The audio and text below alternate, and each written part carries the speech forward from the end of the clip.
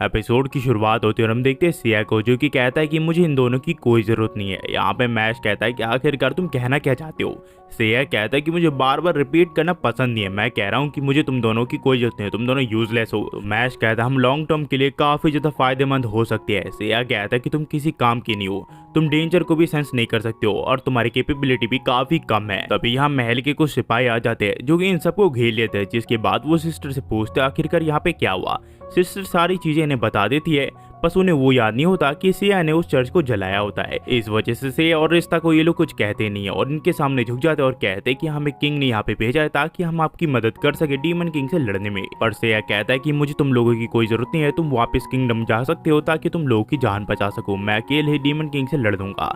वहीं पे मैश और इलुलु इन दोनों को छोड़ के यहाँ से चली जाती है, क्योंकि इन्हें लगता है कि जो सिया है वो काफी ज्यादा घमंडी है। सिया फिर अपनी पावर का यूज करके उड़ने लग जाता है और रिश्ता को भी वापस जाने के लिए कहता है। रिश्ता कहता है तुम मुझे अकेले छोड़ के नहीं जा सकती।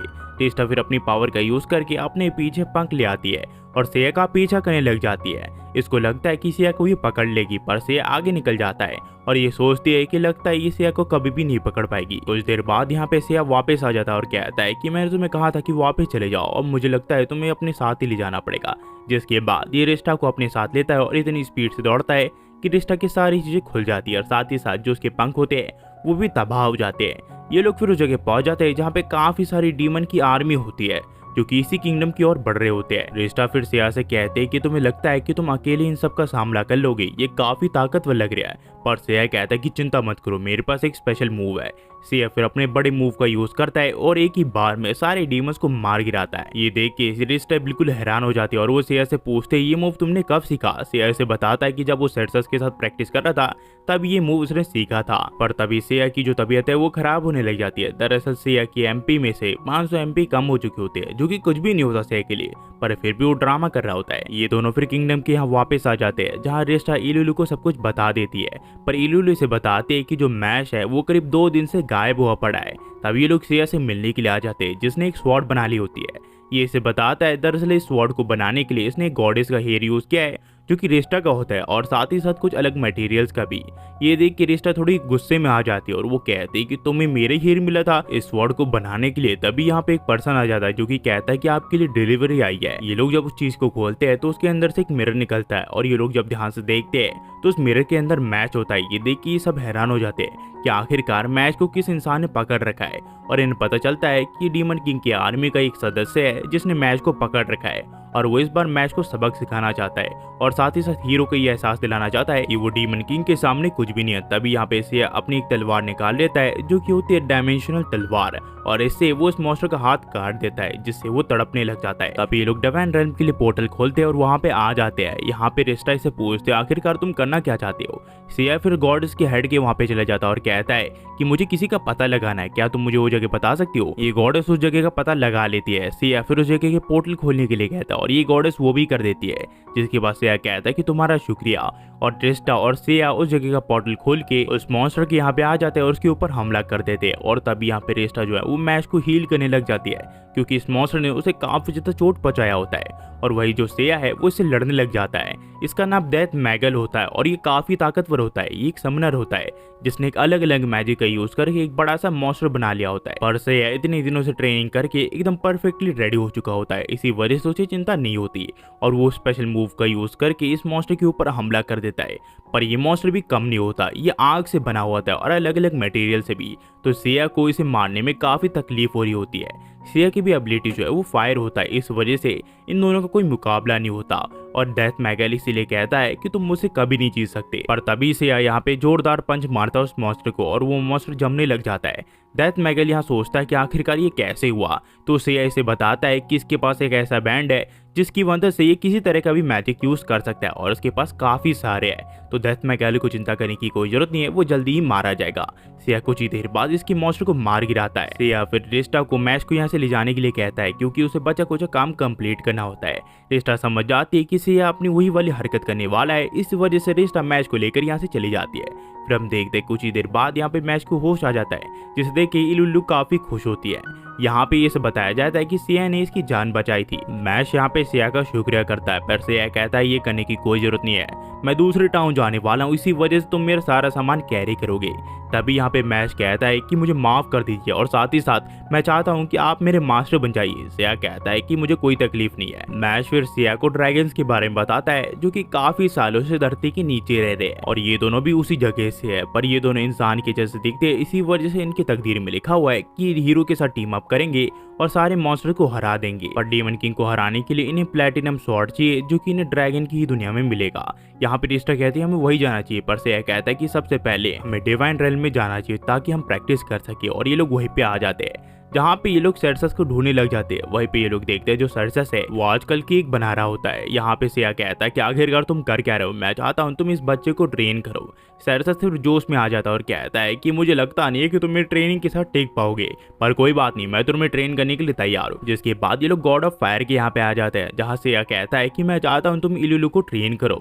गॉड ऑफ फायर इस चीज को एक्सेप्ट कर लेती है या फिर यहाँ से निकलने के बाद सोचने लग जाते हैं कि ऐसा कौन सा गॉडेस होगा जो उसे ट्रेन करेगा। तभी यहाँ पे गॉड ऑफ डिस्ट्रक्शन आ जाती है वैलकरी, जो कि रिस्टा को पकड़ लेती है। दरअसल गलती से रिस्टा और गॉड ऑफ डिस्ट्रक्शन टकरा गई थी और ये इसके बाद इसे माफी भी मांगती है। तो गॉड ऑफ डिस्ट्रक्शन वैलकरी कहते कि ठीक है, पर तुम्हारी ये काफी बड़े लग रहे हैं, बहुत ही अच्छे तुम्हारे। तो रिस्टा कहती है आखिरकार तुम क्या रही हो। और वही वैलकरी को देखने के बाद से यह फैसला कर लेता है कि ये इसी से ट्रेनिंग लेगा। ये इसे ट्रेनिंग के बारे में पूछने लग जाता है, पर वैलकरी कहती है आखिरकार तुम अपने आप को समझते क्या हो, मैं गॉड ऑफ डिस्ट्रक्शन वैलकरी हूँ। तभी यहाँ पे एरिया आ जाते हैं जो कि कहती है कि वैलकरी से छोड़ दीजिए, वो एक हीरो है जो कि एस लेवल के वर्ल्ड को बचाने के लिए यहाँ पे आया हुआ है। तो वैलकरी कहती है कि ठीक है, मैं इसे माफ कर दूंगी और उसके बदले में तुम्हें हफ्ते में मुझे एक बार अपने बलून्स के साथ खेलने देना पड़ेगा। एरियस के लिए हाँ कर देती है। एरिया फिर सिया को एडेनिला के पास ले आती है जो कि गॉड ऑफ वॉर होती है और ये काफी ज्यादा क्रीपी लग रही होती है। और सिया ये बात इसकी मुंह पे कह देता है। एडेनिला फिर ट्रेनिंग देने के लिए तैयार हो जाती है सिया को। फिर हमें अगले दिन दिखाया जाता है जहाँ हम देखते हैं रेस्टा को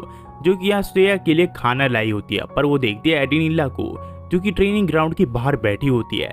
रिस्टा इसे पूछती है कि एडेनिला क्या हुआ। ये इसे कहती कि जितने भी हीरो से आज तक मैं मिली हूँ तुम्हारा हीरो सबसे अच्छा है। फिर हमें अगले दिन दिखाया जाता है ट्रेनिंग के, जहाँ हम देखते हैं रिस्टा दोबारा से सिया के लिए खाना लाई होती है, पर ये लोग कैफेटेरिया में होते हैं। सिया कहता है कि मैंने खाना खा लिया है और मैं एडेनिला के साथ ट्रेनिंग के लिए जा रहा हूँ। हमें फिर ट्रेनिंग के तीसरे दिन दिखाया जाता है जहाँ हम देखते हैं रिस्टा को जो कि सिया के लिए यहाँ खाना लाई होती है, पर वो देखते हैं एडेनिला को जिसके कपड़े एकदम चेंज हो चुके होते हैं। रिस्टा इसे पूछती कि आखिर क्या हुआ तुम्हें, ये कहती कुछ भी तो नहीं। फिर हमें दिखाया जाता है सर्सस के यहाँ पे जो कि मैच को पूरी तरह ट्रेन कर चुका होता है। हमें फिर इलुलु को यहाँ दिखाया जाता है जो कि काफी उदास होती है। रिस्टा इलुलु से पूछते आखिरकार वो उदास क्यों है। तो गॉड ऑफ फायर रिस्टा को साइड में बुलाते और उसे बताती है कि इलुलु के जो एप्टीट्यूड है वो फायर के लिए बिल्कुल भी नहीं बने हैं, वो फ्लेम एप्टीट्यूड को किसी तरह भी अडेप्ट नहीं कर सकती। तो इस चीज के बारे में तुम उसे बता दो तो ही ठीक रहेगा। फिर हमें दिखाया जाता है ये तीनों यहाँ सिया से मिलने के लिए आ जाते हैं। सिया कहता है अभी एडेनिला मेरे लिए कुछ लाने वाले है, 2 मिनट यहाँ पे रुको। और वहीं पे हम देखते जो एडेनिला है वो पूरी तरह चेंज हो चुकी होती है। पहले वो डरावनी लड़की लगती थी, अब वो खूबसूरत लड़की बन चुकी होती है और वो सिया के गले लग जाती है। एडेनिला फिर सिया को कहती है कि जहाँ तुम जा रही हो मुझे भी अपने एडवेंचर के लिए लेके चलो, पर सिया कहता है जो भी वो चीज कह रही है उसके बारे में उसे कुछ भी नहीं पता। एडेनिला ने सिया के लिए केक बनाया होता है, पर वो इस चीज को रिजेक्ट कर देता है। फिर हम देखते हैं जो रिस्टा है वो दूसरी दुनिया का पोर्टल खोल देती है। तभी ने एक जोरदार ब्लास्ट की आवाज सुनाई देती है और हम देखते हैं एडेनिला जो है वो तबाही पे उतर चुकी होती है जो कि आसपास की चीजों को तबाह कर रही होती है। वहीं पे हमें दिखाया जाता है मैश और रिस्टा को। मैश या रिस्टा को बता रहा होता है कि ड्रैगन काइंस कैसे होते हैं, और तभी इन्हें एक मॉन्स्टर दिखता है। तो मैश को कहता है कि मास्टर आप चिंता मत करिए, इस मॉन्स्टर को मैं मार दूंगा। पर अचानक से एक पंछी आके इस मॉन्स्टर को मार गिराता है। दरअसल इस पंछी को सिया ने क्रिएट किया है और इस पंछी की मदद से आसपास के मीटर में जितने भी मॉन्स्टर होंगे सिया उन्हें ऑटोमेटिकली मार सकता है। तभी ये लोग देखते हैं कि यहाँ चींटियों का झुंड इनके ऊपर हमला करने के लिए आ चुका होता है जो कि काफी बड़ा होता है। पर मैश और इलुलु को सिया मौका नहीं देता और अपनी पंच की मदद से इन्हें मार गिराता है। इस वजह से मैश और इलुलु को काफी बुरा लगता है। रिस्टा कहते हैं कि चिंता मत करो, तुम्हें भी मौका मिलेगा। रिस्टा फिर सिया का लेवल चेक करने लग जाती है। पहले जब वो देखते हैं तो सिर्फ उसे लेवल 1 दिखता है और अचानक से जो नंबर्स होते हैं और जितने भी वर्ड्स होते हैं वो रिस्टा की आंखों के ऊपर हमला कर देते। तभी सिया कहता है कि मैंने तुम्हें कितनी बार कहा है चोरी छुपे दूसरों का लेवल चेक नहीं किया करते। तो रिस्टा कहते ये तो मुझे मुंह से भी तो बता सकते थे, तुम्हें मेरी आंखों में वार करने की क्या जरूरत थी। ये लोग फिर एक डाब के विलेज में आ जाते हैं जो कि काफी छोटे होते हैं। सिया को लगता है ये मॉन्स्टर है, पर ईस्टा इसे समझाती है ये डाफ्स है और ये काफी फ्रेंडली क्रीचर्स होते हैं और ये इंसानों की दोस्त है, तो हमें चिंता करने की कोई जरूरत नहीं है। ये सब फिर निकल जाते हैं ड्रैगन काइन की गुफा को ढूंढने के लिए। कुछ देर ढूंढने के बाद इन्हें वो गुफा मिल जाती है, जहाँ पे पहुंचने के बाद इन्हें एक दरवाजा मिलता है जो कि सील्ड होता है, पर इसे खोलने के लिए मैश और इल्लू को उस जगह पे अपना हाथ रखना पड़ेगा जहाँ पे इनके हाथों का निशान है। इस चीज से मैश और इल्लू काफी खुश हो जाते हैं, पर वहीं पे हम देखते हैं सिया को जो कि तलवार निकाल के पूरे दरवाजे को ही काट देता है। ये लोग फिर उस जगह पे पहुंच जाते हैं जहाँ से ये लोग ड्रैगन की विलेज में एंटर कर सकते हैं। यहाँ पे एक आवाज आती है कि आप सभी के सभी सामने खड़े हो जाइए, जिसके बाद मैं आपको टेलीपोर्ट कर लूंगा। पर सिया यहाँ पे काफी ज्यादा चौकन्ना होता है, इस वजह से वो एक चिपकली को छोड़ देता है, जिसके बाद वो टेलीपोर्ट हो जाती है। जिसके बाद सिया और सभी लोग यहाँ पे टेलीपोर्ट हो जाते हैं ड्रैगन की विलेज में। यहाँ पहुंचने के बाद इनकी मुलाकात एक ड्रैगन से होती है जो कि इनका वेलकम करता है और अपना नाम लेगोस बताता है और कहता है कि मैं आप सभी को हमारे लीडर लिविया के यहाँ पे ले जाने के लिए आया हूँ। जिसके बाद ये लोग उस जगह जाने लग जाते हैं, पर यहाँ पे इन्हें पता चलता है कि मैश और इल्लू इस विलेज में काफी ज्यादा फेमस है और वो इन्हें एक हीरो की तरह मानते हैं। जिसके बाद ये लोग उस किंगडम के यहाँ पहुंच जाते हैं जहाँ पे इन्हें ड्रैगन की रानी मिलती है जिसका नाम होता है लेविया। यहाँ पे इनका वेलकम करते हैं, जिसके बाद ये मैश को अपने पास आने के लिए कहती है। मैश जब इसके पास जाता है ये मैश के सर पे अपना हाथ रख देती है और कुछ ही देर बाद जो मैश है वो इन्हीं की तरह बन जाता है, यानी कि एक ड्रैगन बन जाता है। और साथ ही साथ जो उसका लेवल है वो भी काफी बढ़ चुका होता है और उसकी एबिलिटीज भी। तो इल्लू इनसे पूछती है कि आप मुझे भी ट्रांसफर कर सकती हो। तो यहाँ पे जो लेविया है वो कहती है कि नहीं, मैं तुम्हें ट्रांसफर नहीं कर सकती हूँ, पर तुम्हारा रोल मैश से भी काफी गुना बड़ा है इस दुनिया को बचाने के लिए। तो इल्लू पूछती कि कैसा रोल। तो यहाँ पे लेविया से बताती है कि तुम्हें अपनी लाइफ को ऑफर करना पड़ेगा, जिसकी बात तुम स्वॉर्ड बन जाओगी और इस दुनिया को बचाने में अपना योगदान दोगी। तो सेन से पूछता आखिरकार इनका मतलब क्या है। तो लेविया इन्हें बताती है कि दरअसल इल्लू की डेस्टिनी है कि वो हीरो की स्वॉर्ड बनेगी और डीमन किंग को हराने में हीरो की मदद करेगी। इसी वजह से इल्लू को अपनी जान की कुर्बानी देनी पड़ेगी और अगर वो चीज को करने से मना कर देती है तो इस दुनिया को कोई भी बचा नहीं सकता है। जिसके बाद हम देखते हैं ये लोग बाहर आ जाते हैं। लेविया ने इन्हें कहा होता है कि बचा कुछ टाइम इल्लू अपने दोस्तों के साथ बिता सकती है।